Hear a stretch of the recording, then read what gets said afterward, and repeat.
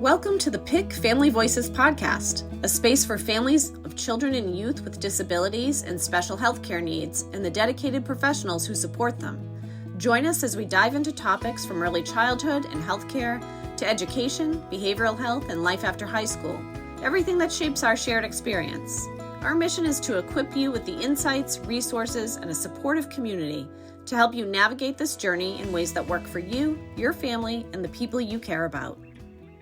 Today, our guest is Dr. Kimberly Nesbitt. Kim is an associate professor in the Department of Human Development and Family Studies at the University of New Hampshire. She received her PhD in lifespan developmental psychology from North Carolina State University and was an Institute of Education Sciences postdoctoral fellow at Vanderbilt University. Her research is centered on cognitive development in early childhood, with a focus on identifying practices that enable young children from different backgrounds to learn and succeed in preschool through third grade settings. Kim's work has been published in leading psychological and educational journals. In addition to her research, she's the program coordinator for UNH's undergraduate early childhood education teacher certification program. She also works with schools and community groups all over New Hampshire and is committed to improving early childhood education throughout our state and our country. Kim, thank you so much for being with us today. Robin, the pleasure is all mine. So to get us started, could you explain to us what cognitive development in early childhood is? Yeah.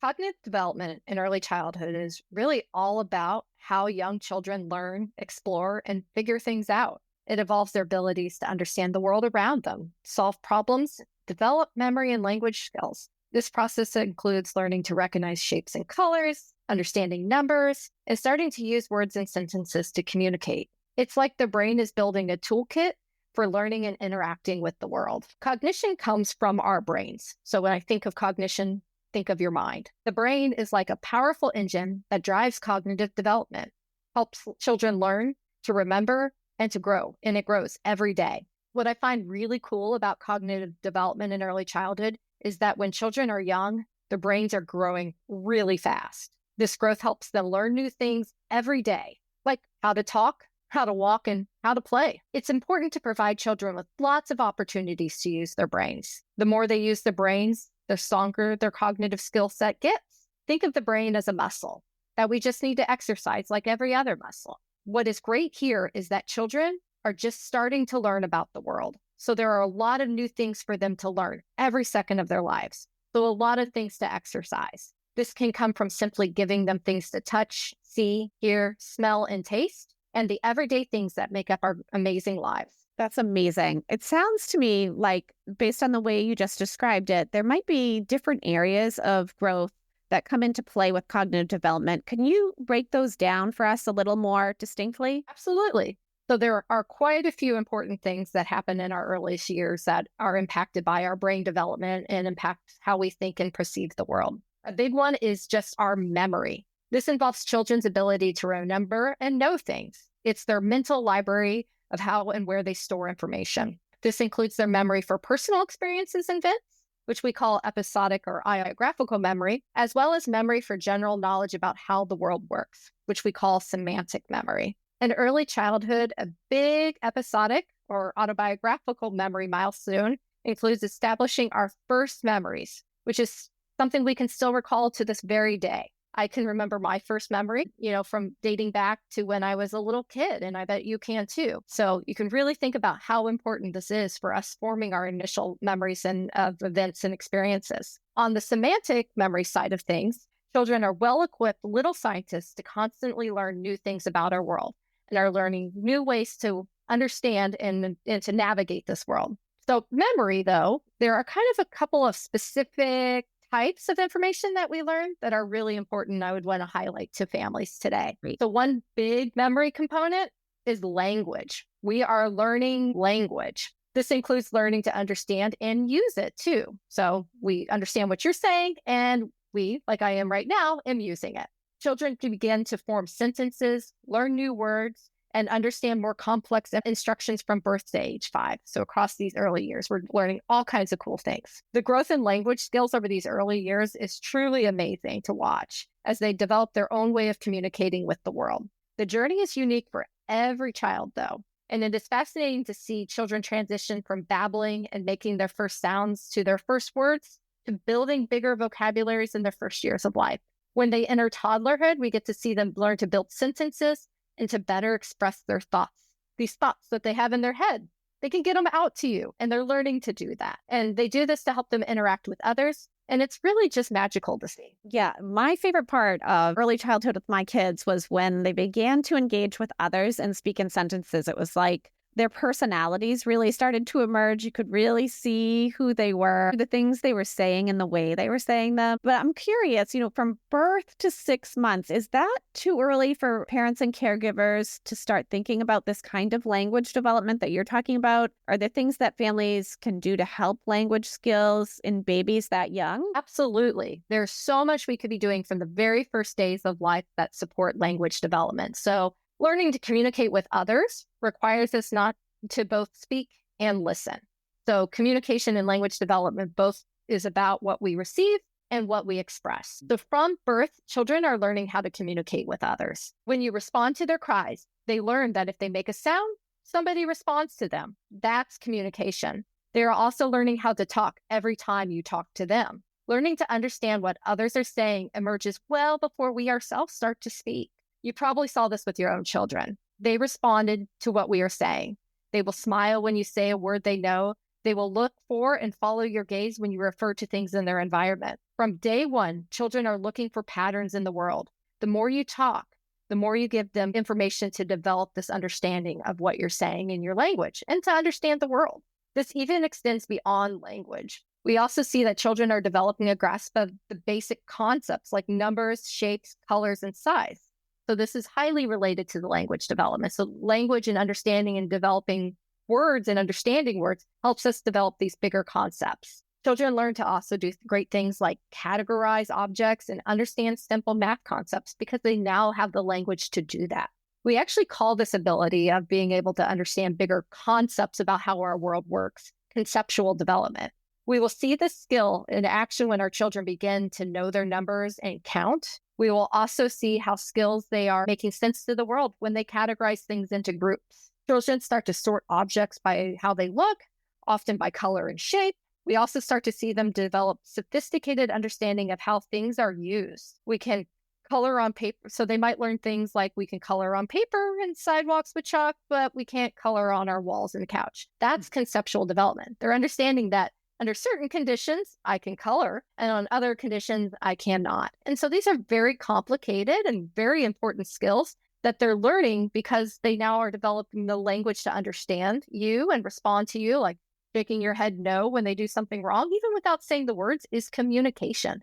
That is part of this memory development and this language development. Okay, got it. So you're saying conceptual development is when young children are beginning to understand the foundations of early math concepts too, like kind of what we call our early childhood web pages number sense. And through categorizing things and understanding like quote unquote rules about how things are used and basic numbers and counting knowledge during this time do I have that right? That is absolutely correct. So one of these big areas of conceptual development we learn when we're young is math. It's number. And you're exactly right, that concept of number sense, right? Math isn't just about being able to echo a set of numbers back without understanding them. There's meaning behind those numbers. There's a sense to those numbers. So math and number sense is all about understanding patterns and rules. And that's what all conceptual understanding and development is about. That's what memory is about finding patterns. So through these patterns and understanding the rules, we're basically understanding, well, how do numbers work?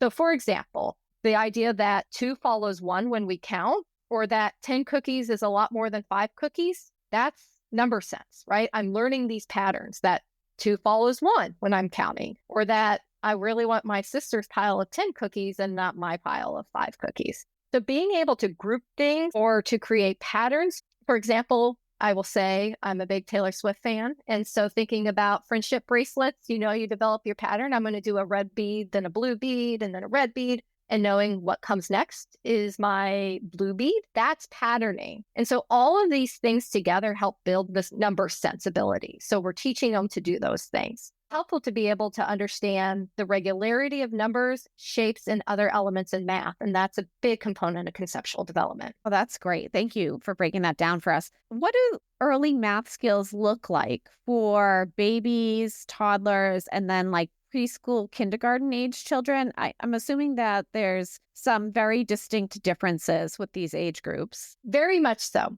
So let's look at just learning to count. This is a key math concept and a big milestone for young children. You would actually be surprised how complex learning to count is. We take it for granted every day because it's just something we've learned to do. But there are little steps that we all took to learn something that is now second nature to us. As early as 6 months, we as humans start to recognize when one group has more than another. So the cookie example, I will be as early as 6 months, be able to see that one group has more than another. And I can perceive that distinction. At 1 year, we might start to recognize some written numbers. So we actually see that the number 1 can be represented with this little shape that we can draw on paper or that I can see in my environment.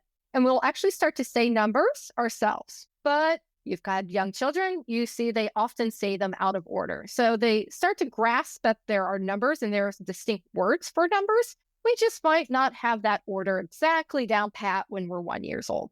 Then though, at 2, we might actually start to pick up the pattern of rote counting. So here's that pattern piece again.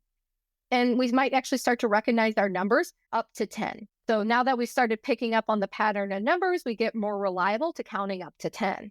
And then as we move into age 3, we will start to count things. We learn cool things that with each object we count, it is connected to a single number. I can only count one object once and give it the number 1. I have to count another number and give it the number 2 in my counting sequence. And we also learned something where we learned that the last number we say in a set, so if I'm counting 1, 2, 3 objects, that last number is the number of objects that I just counted. So do you remember the count from Sesame Street? Yes, I do. Yeah. That is why he always repeated the last number when he was counting, because it's this idea that we're learning this skill that when I count a sequence, the last number represents or gives me the sense of the total number of objects that I have. As we move through preschool and into kindergarten, we start to increase how much we can count to about 20 items at age 4 and about 100 items at age 5.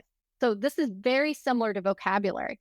What we see is that the skills are kind of a little bit slower to come on board, but when they do, we see an explosion in the numbers we can count, as well as an explosion in the amount of words we can speak and understand. So after that, then we also start to learn the ability to write our numbers. The cool thing about kids is that they're searching for patterns in the world, right? This is how we are operating as kids. We just want to make sense of it.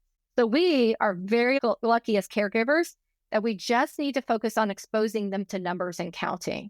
You can read books, play with toys, and sing songs that have numbers in them. Draw their attention to quantity. Say things like, you have more crackers than I do. Let's count. And you can do this all just through the very everyday interactions we have with kids. The amazing ability to seek patterns is also seen as children are learning other things in life. So I spoke a little bit to this about language, but this also pertains to how we think and interact with other people. So this is another cognitive skill we call social cognition. So you are also learning the rules and thinking about how to recognize emotions in others, develop empathy, and understand social world. So patterning and identifying the patterns in the world come from learning language, comes to our conceptual development, as well as the social cognition. This is fascinating. So is social cognition also called social emotional development? Are those the same? Well, that's a great question. So social cognition is highly related to social and emotional development. They are deeply interconnected, but slightly different. So they can contribute to each other, but one is really about the brain and how we think about things. So that's the social cognition piece. It's about the cognitive elements. And then we talk more about social and emotional development as kind of being the emotional reactions and the interconnections in the actual acting on our thinking. So the cognitive element of being able to recognize emotions and understand social rules is crucial for those social and emotional or broader set of skills, like those things of being able to manage our emotions and to engage in effective social interactions. It actually goes vice versa too. So our social and emotional skills can actually impact our cognition, and our social relationships actually support our cognitive development. So, for example, it is much harder for us to learn new things if we're sleep deprived or tired or emotionally aroused, right? So our emotions impact our cognition. And similarly, as all those examples I've given you previously of how important families are in supporting their child's development by giving them lots of really cool everyday interactions to decipher these patterns, our cognitive development is dependent a lot on having social interactions with other people. So these are really interrelated and important things.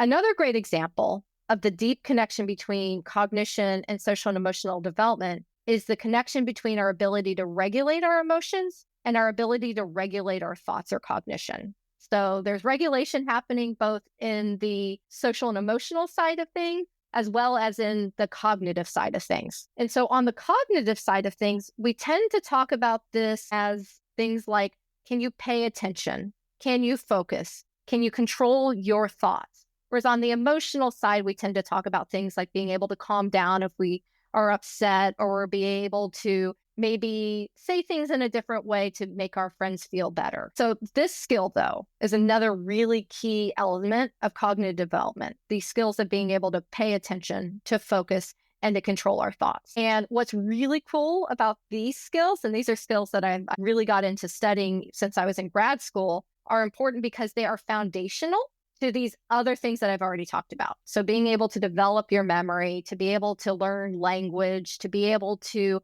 develop number sense, and to develop this social cognition is all dependent on our ability to pay attention, to focus on key information, and to control our thoughts. So, Robin, you may see this ability growing a lot in your own children. You might have seen that they can pay attention to games for longer periods of time, or one that I love is when they start to be able to play by themselves for longer and longer periods of time.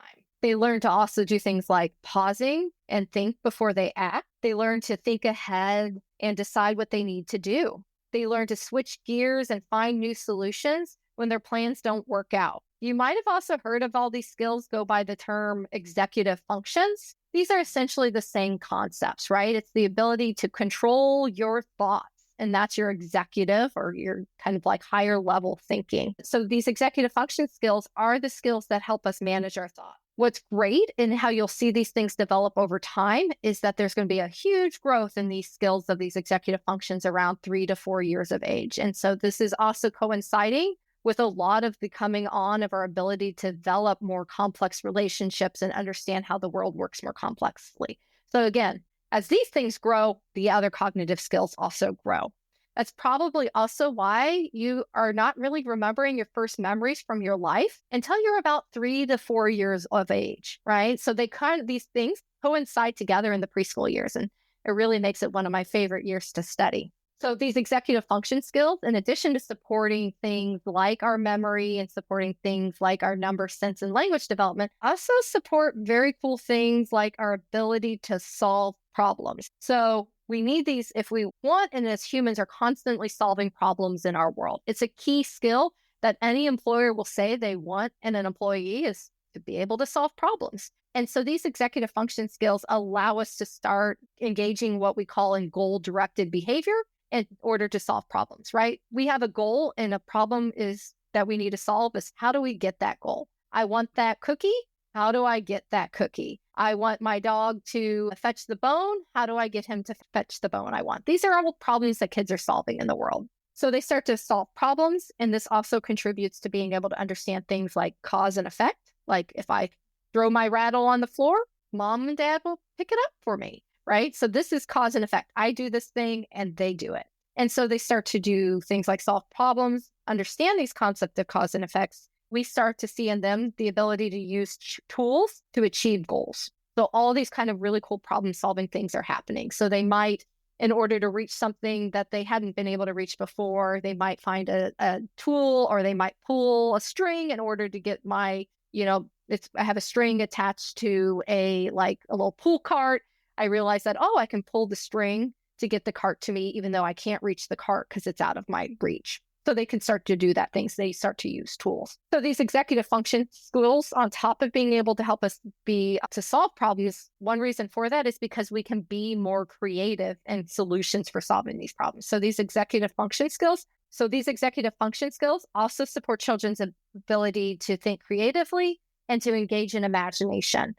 So I mentioned that key age of 3 to 4.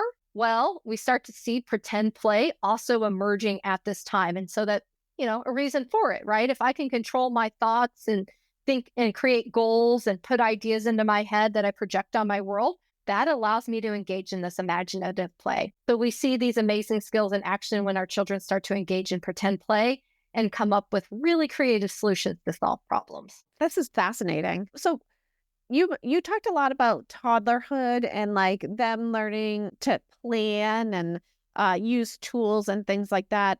Does this kind of skill development, I'm assuming based on what you've said so far, like this skill development must start developing cognitively earlier than toddlerhood. Is that correct? Yes, absolutely. From the very first days of our lives, we are actually learning to solve problems and think creatively. So it might get more complex when we hit that 3 and 4-year-old age, when our executive function and attention skills start to improve dramatically, but it's there from the very beginning. And so it just looks a little bit different. When we are young, we might not be too complex in these strategies or too planful in our actions, but you might see an infant figure out how to reach a toy that is slightly out of their reach. So they might learn to roll over to be able to get over to that spot. I can't walk to it, I can't crawl to it yet, but I might be able to roll over to reach it. That's a very creative solution to a problem. They might not be able to reach a toy or something that's in their realm or within their immediate reach, but they might cry for you to come and help them get it, right? That is a creative, planful solution. So in infants, it's happening very early. It's just not as complex. It might be a simple, I do this thing and I expect one solution. So I might be on a one-step problem, right? As opposed to taking multiple steps to get my goals. Makes sense. Yep. This also, though, Robin, extends into toddlerhood. So I do want to also highlight that in toddlerhood, we start to engage in trial and error to figure out how things will work and get the things we want. So that's the other piece I want to really highlight as a precursor, is that you're going to see them try something over and over again. And you're like, why do you keep dropping your spoon on the ground, right? I keep picking it up and giving it back to you, and you keep dropping it. And so that's not bad behavior. They are actually, again, looking for the pattern. If I do X, do I get the solution I want? And so you'll see them repeat behaviors a lot because they're trying to do this trial and error to learn the pattern, to understand how the world works. So is it good for us as parents to keep picking up that spoon? Are we showing them like, yes, you're thinking about this correctly? Yes, absolutely. We want to be responsive to their cues. They're trying to look to us as social cognition, right? We learn from them, from other people. So they're constantly, and in particular, if they look at you or they start to laugh, it is because they're trying to say, yeah, if I drop this thing, they're going to do what I want. And then you're going to start seeing them expanding it to new situations, right? Like, oh, it worked this time. Let me try it in this other context and see if they respond the same. Yeah, they're looking for us to give them the answer. Wow, that makes so much sense now. So how does the early childhood cognitive development, how does that, what's happening birth through 5, influence later stages of learning and personal growth? Great question. I really like this one because you're like, let's take the example of the memory thing. I don't remember anything before the age of 4, so how important could that be? Well, that couldn't be further from the truth. Early childhood cognitive development plays a huge role and shapes how we learn and grow for our entire life. So I think it's important to think of the child's brain like a house. These early years are when the foundation of our house is built. Activities like talking, reading, and playing with our children help create a strong foundation by building these connections in the brain. So we are actually building biological connections in the brain in these early years. And these are connections that are growing at a rate unprecedented at any point in our lives. So we are sponges. We are literally little sponges. Well, not literally, figuratively, little sponges gaining information from our world. And so there's no better time to support cognitive development than is when it's coming online and when these connections in our brains are being connected. So these connections are crucial for all future learning and thinking. So let me give you an example. Early interactions like talking and singing to your baby helps them learn language. This early language development is important because it makes it easier for them to learn and read and write when they're in school. So encouraging a child's curiosity by exploring new things together, helping them helps also develop a love for learning. So you're supporting this curiosity. And so this curiosity then drives them to explore and learn more as they grow. So it becomes this snowball effect. So one last analogy, I promise. So in short, the early years are like planting seeds in a garden. And with the right care and nurturing, these seeds grow into strong, healthy plants. Just similarly, early cognitive development helps children grow into confident, capable learners and individuals. Totally makes sense. I love that analogy.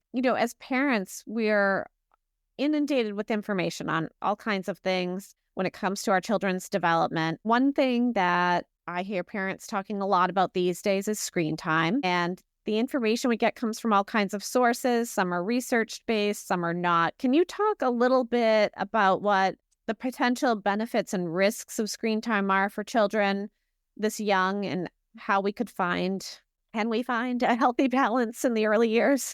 So yes, this is another fantastic question. And I do want to make a big provision before I respond. I want to empower families to make choices that best help their families. Each family is different. And while I can give some general guidance, no one knows their family better than their own family. So with that said, research does suggest it is best to avoid screen time for infants, except for maybe video chatting with family and friends, because we know babies learn best through direct interactions with caregivers and their environment. Trust me, I have a little nephew who's 15 months old, and there is nothing cuter to me than right now FaceTiming with him in Arkansas and seeing him smile and wave at the video chat when he knows I'm there. So that's really cool to me that infants actually perceive a person on the other side of the screen. That's an amazing skill. So video chatting, great option.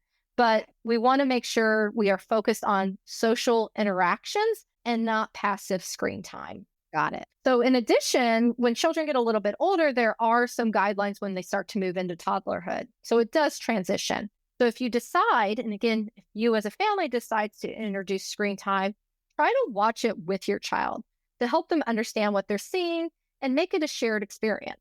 They are going to look to you for how to interpret that. So being there and while they're experiencing it, when they're this young, is really important. So the goal here is to make screen time a positive learning experience while ensuring that it doesn't interfere with things like sleep, playing inside and outside, reading, and other family routines. So it can be really helpful to be planful with screen time if you are going to introduce it, and make it a thoughtful part of your larger routine. Because we know that routines for screen time are just as important as routines we have in any other part of our lives. Kids are striving and thrive when we have consistency and know what to expect. They want to feel safe and secure. And this is true also. So the same need for routine and expectations is true with screen time. Just make it a planful part of your day if you choose to introduce it. That's great. Thank you. I love that you emphasize that families know what works best for their children. I think it's sometimes hard for parents and caregivers to remember that when we're in the weeds of everyday life.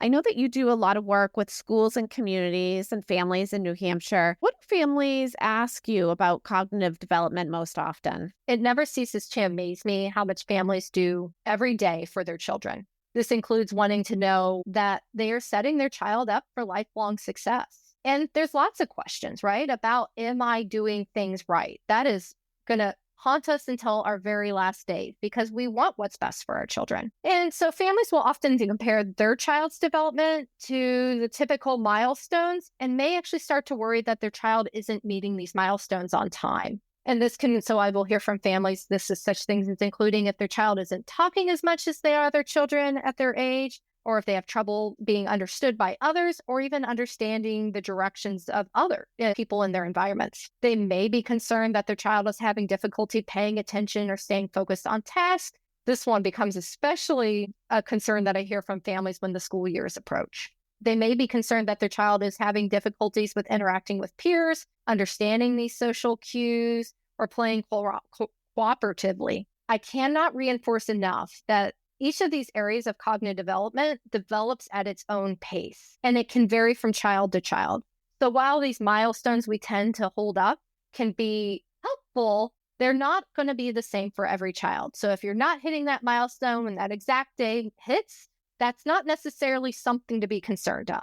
But if you are concerned and you know again, families know their families the best. If you do have an intuition that something might be off, then utilize these resources that are freely available and talk to other people.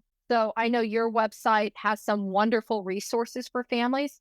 So there are really good resources available to know these milestones about when children should start these milestones of children's learning, speaking, acting, and movements. One that I always refer people to is the CDC's developmental milestone resources, and they have a free tracker. And these are wonderful and free and can also be found on the NHFV's website by going to nhfv.org and then go to navigating to their website's early childhood section. So use these tools. They can give you insights on what to expect. But most importantly, families need to know that, and I will tell any family that if they have concerns about their child development, to trust their instincts, because there are helps and services and supports available to them.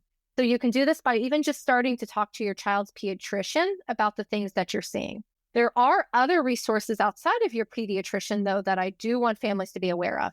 If a child is under age 3, there are local family-centered early supports and services groups all across their state, and you do not need a doctor's referral to actually start to tap into those resources. These family-centered early supports and services groups are a free resource to you, and I know NHFV has lots of information about them on their website, but this is a place you can go to get a developmental screening, and they can help you understand, is this within the expected rate of development?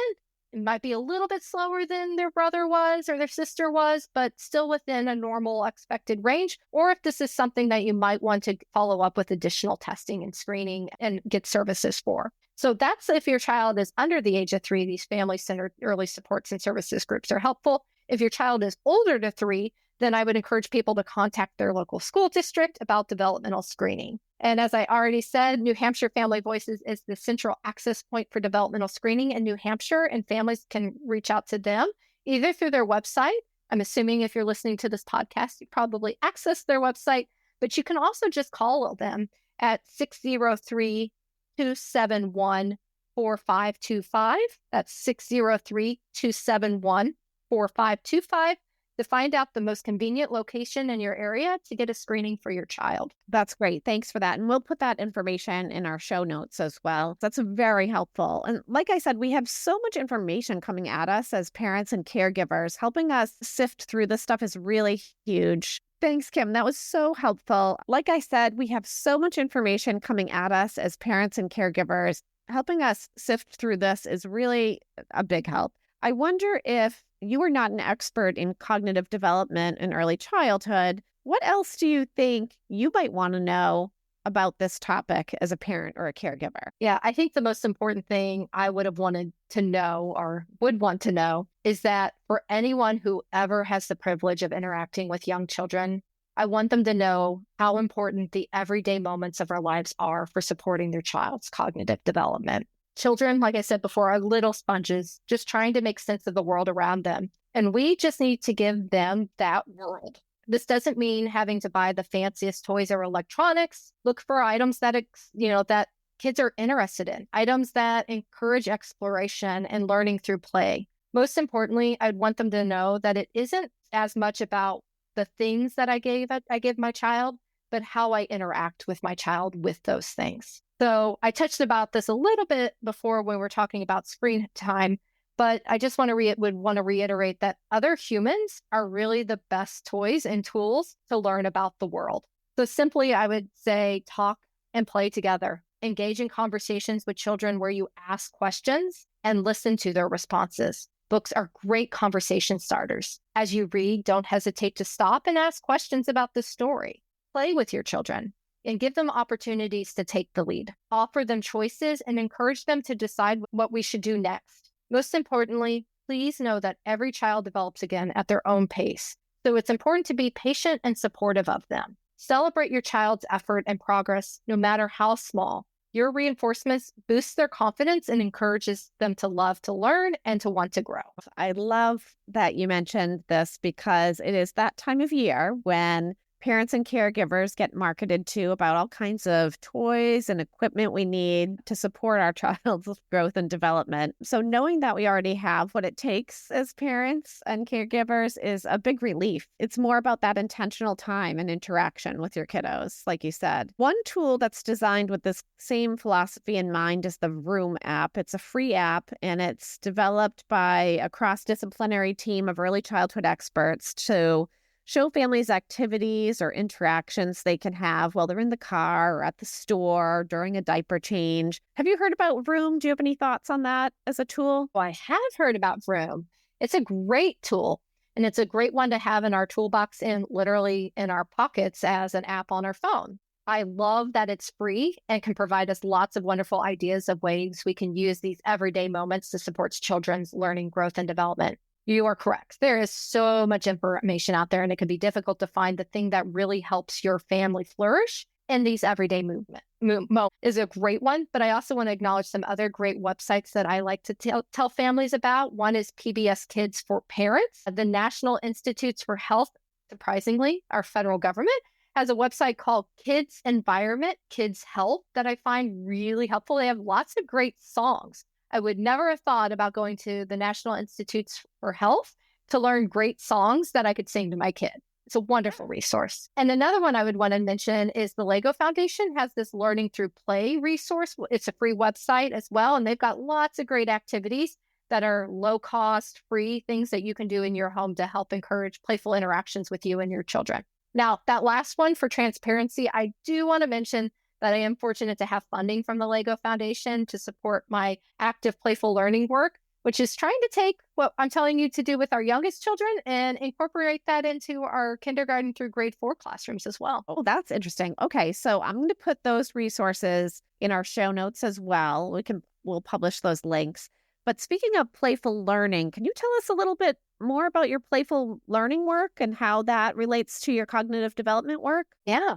So you have now hit my most favorite topic, which is to talk about play. And play is really, I think, something that we kind of underestimate its importance. So it is actually the concept that is the outcome and the vehicle that I've been really focusing a lot of my efforts on, because I want to know things like how play supports children's cognitive development.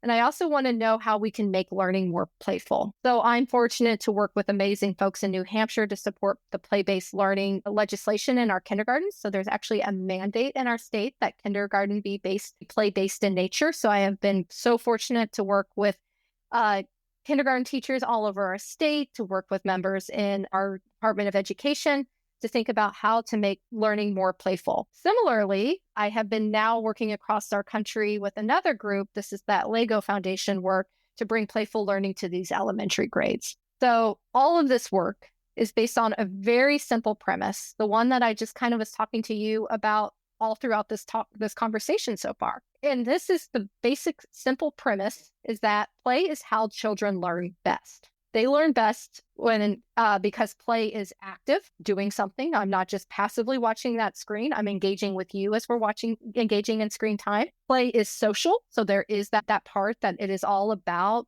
us as the best tool that a kid has to navigate the world. And it's also meaningful. So as such, play makes learning joyful and engaging. And when we enjoy what we're doing, well, we're more likely to stay with it and focus and learn. So play also for kids provides a safe space for children to take risks, to navigate social relationships, and develop resiliency and agency. Children play to learn about how the world works around them. So I keep on hitting on that term, that cognitive development is all about understanding how the world works. And play is the best vehicle for them to understand how this world works. So children, and really adults alike, learn better when our experiences are engaging, social, meaningful, and joyful. Play includes any activity that we find to be engaging and enjoyable. So it tends to be a hard thing to define play. But if you're thinking about, am I playing? Well, ask yourself, am I engaged in this task, and is it enjoyable? And if you can say those things, then you're really engaging in play with your kids. This can involve games, this could be supports, and this could be creative activities where we use our imaginations to construct a new world around us. As I mentioned earlier, it's not about what we give our kids, but how we interact with them. If we want to help children make sense of their worlds, then we really need to let them have some control over it. And play allows them to control that, provide that control. We need to take their lead. We need to play and enjoy just like they are the wonder of life. That is amazing. Thank you. It's really been an absolute pleasure to talk with you today. We're so grateful for your time and for this work that you're doing. It's really meaningful to me as a parent of older kids, and looking back at how important the focus on play really is, and all the work that you do really to improve early childhood learning for all children. Just can't thank you enough. Well, it's a pleasure to be able to study something and to work people that are every day, like New Hampshire Family Voices, that are taking these things and putting them in action so that families can live the lives that they all should be empowered to live. So thank you for having me, and thank you to the families for listening and doing what they do every day to help their children grow, learn, and play. It's been a true pleasure of mine. Thanks for tuning in to the PIC Family Voices podcast. If you found this episode helpful, be sure to subscribe and leave us a 5-star review. It helps us keep bringing valuable resources and stories to families like yours. Until next time, take care.